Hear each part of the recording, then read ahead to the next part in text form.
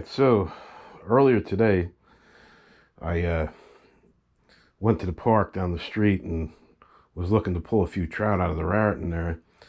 And once I got into position, I have it on video. I don't know if anybody's seen it yet, but uh, something took my ultralight and took off with it, emptied the entire spool, and snapped the line. Now, most likely it was a carp. I mean, the state record was caught just upstream there, and I caught some monsters in that same spot when I was young. But there's always a possibility that it was a brood trout. I had heard they threw some big browns in.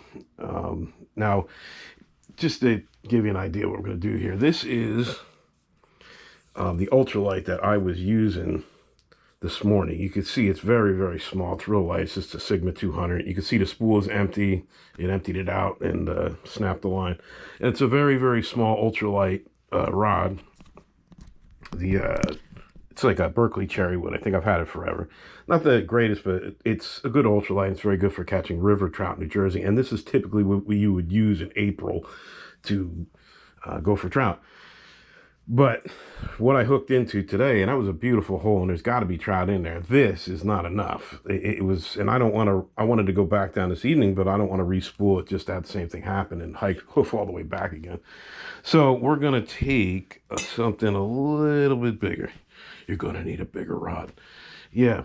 I know that this old ugly stick that I have can handle a bigger fish. It has in saltwater as well, but I want something that can also handle some trout if they start hitting in there, because I know that hole's got to have them in there because they did stock them there. So I am going to go with this. This is an IM6 Pro Cabela. I think this basically is what they call a steelhead rod setup, but I use it for smallmouths in the summertime, the same spot. It's a very fast action, very light rod, but it's heavier than an ultralight. And you can see the Prestige reel here has a big spool on it. And I think I have 6-pound test on this. I was running 4-pound test on that ultralight.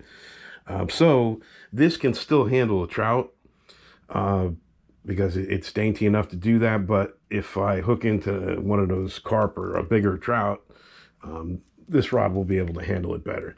So we'll see how it works out.